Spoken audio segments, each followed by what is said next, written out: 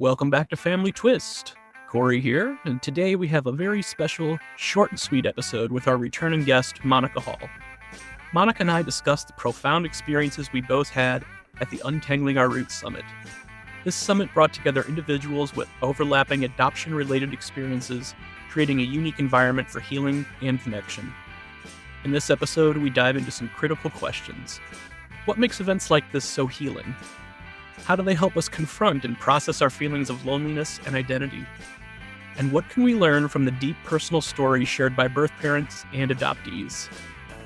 Plus, Monica shares an incredible story about a man who, with her support, knocked on his birth mother's door for the first time, leading to an unforgettable moment of connection. Monica's insights and her personal journey provide a powerful perspective on these topics. So let's get rolling. So can we go back to the summit for a minute and talk a little bit about the healing factor of something like this? And I know it's a lot of people. I had 50 conversations that, of course, they're all starting to blend together now because, it's just a short period of time. And I'm sure you had more than that. Let's talk about the experience of this type of summit where all these people are coming together that have their overlapping experiences. Boy, it is. So I think, we have a lot of things to heal in the constellation. Everybody's touched in some way or another. And how we're going to heal that is by connection. And one of the things that they say when you've lost someone you love, like one-on-one therapy, they recommend a group therapy. And grief is group therapy. And that's why these podcasts are so amazing. And these type of summits where we're hearing people's stories and we're connecting with these people that have the same lived experience and survived these experiences. And you don't feel alone. You don't feel so alone because I didn't realize it because I'm such an extrovert and I've always been so, outgoing and a go-getter. I didn't realize that growing up, I was lonely. Yeah. I was lonely. And I think the loneliness stemmed from no identity and nobody that was genetically related to me. I felt very alone. And there was a page in my book where I wrote about the time that I got the non-identifying information when I was pregnant at 15. It's like finding my mother was as hard as finding a message in a bottle from her. It was like, especially back then, there was no DNA like we have now, which has been incredible. So I grew up, even though I didn't think so, I was lonely. And you said something too about being at this summit and having these experiences and then not being great in a crowd. And that's one of the reasons you dress up like you do so that it's an attention starter and you don't have to break into a group of people to have a conversation. Right. Interestingly enough, I'm an extrovert, but I'm not a party goer. It's not because I don't drink. It's because I would rather have a one-on-one deep conversation with someone any day than light small talk. It's torture for me, small talk. And so what happened at this conference was that I had some really deep conversations with people. And I was so blessed in that I was on a panel. The panel, we were all birth parents and adoptees. There were 3 of us. One was a man. And it was really, really incredible. The room was pretty full. And after, a guy was all nervous. He was standing out by my table, probably in front of your table. And he was like, I'm going to go meet my birth mother. Will you come with us? And I didn't know this guy. And I'm like, hell yeah. Oh, hell yeah. And, I had a dinner plans with a bunch of published authors that I hadn't met yet, that, I was really looking forward to. And it was like, no, that trumped. And so the people there were 4 of us in the car. He'd never met his birth mother. She lived in Denver. She was about 80. He'd sent her a couple letters. Neither one of them were replied to. And he was just going to go knock on her door. And he's from out of the country. And he had just come on a whim. And with these other people that he'd been in Zoom with that were adopted. So I was in the front seat because of my knee. I couldn't sit in back. It was a convertible. And then the woman that was driving. And then there was 4 of us. And we pulled up to this really nice house, and he got out and went up to the door and knocked on the door. And I'm telling you, we were whispering in the car. I mean, the doors are closed, the windows are closed, and we're watching him And I got it on video. I'll probably put it on TikTok. You can't see who he is, but he's standing at the door. You can't tell if anybody's at the door, but you sense that there's a storm door and you don't know he's knocking. And then he's standing there. And is there somebody at the door? Yes, I think there's somebody. He's talking to somebody. And then he's dropping papers and he's explaining and pointing back to the thing. And then he opens the door and walks in. And we're in the car. He's in. He's in. Oh my God, he's in. It was like the best moment. It was the best front door. moment. Literally. Really. Shut the front door. And I mean, it was so incredible. So we're in the car going, holy crap, holy crap, holy crap. And he was in there for 15 minutes. And it just so happened there was a guy that came out. We thought maybe it was his brother who was carrying a tripod camera, and he was the realtor photographer. The lady's moving, and she was only there because the photographer was late. She would not have been home. And so the synchronicity of things, like there's been so much synchronicity. And he comes out after 15 minutes and he literally looked like he'd just gotten laid. You know, that glow you have. And I said, looks like you just got F. Mm-hmm. And he goes, I got bad news. And we're like, what? And of course he's glowing. He goes, I'm going to need 2 hours. And so we took off. It was the day that it was storming and lightning and everything. We went to eat for a couple of hours and came back. And he was really elated. He had a 2-hour conversation with his birth mother. They were so much alike. They both traveled. It was, you know, those moments, those kinds of things, you cannot replace that kind of an experience and that kind of a connection. I'm connected to all 4 of those people now forever. That was wonderful. And Monica, I also went with another woman to meet her birth mother who didn't know she was coming, who left town because she didn't want to meet her. So we have these 2 sides of the coin, because this is something that I try to say when I'm interviewed, because I think it's so important for the adoptees to really listen to the birth mother stories, the ones that are able to tell them, because I was relinquished in 1957. I relinquished my daughter in 1973, and there was a lot of shame behind that.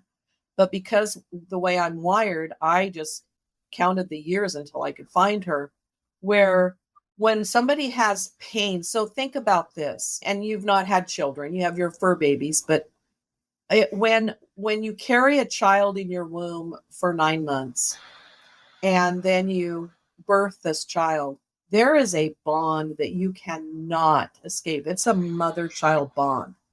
You know, it's not just mental or physical or emotional and spiritual. It's everything. And so when this whole relinquishment thing happens, and however you're coerced or because of not enough money or whatever it is, there's no closure. It's a disenfranchised grief. It's grief that you can't really talk about. So, or like maybe like abortion or an affair or something like that. These are disenfranchised grief. They're grief. Nobody brought casseroles to my house. There was no funeral. Nobody asked me how I was feeling or how I was doing. Right. No, I didn't get a funeral or a death certificate. And people assume because you relinquished that you don't care. And so you're expected to move on like it never happened. And this is what happened, especially in the 60s, 50s, 60s, and early 70s. You're expected to just move on. And how do you move on? How does somebody deal with that kind of grief? So when I left the hospital, I felt like I was going to die. I mean, that grief was so great. I felt like I was not going to live. And I had to come up with a mantra. And I did. As I look back at the hospital, I just said, I won't think about it right now. Just won't think about it right now. I just won't think about it right now. I just won't think about it right now. And I did that so that I could survive. I pushed that down. I never cried because I knew if I started, I'd never stop and I'd die. So here, think about this. These mothers back in the day, they were sent across the country.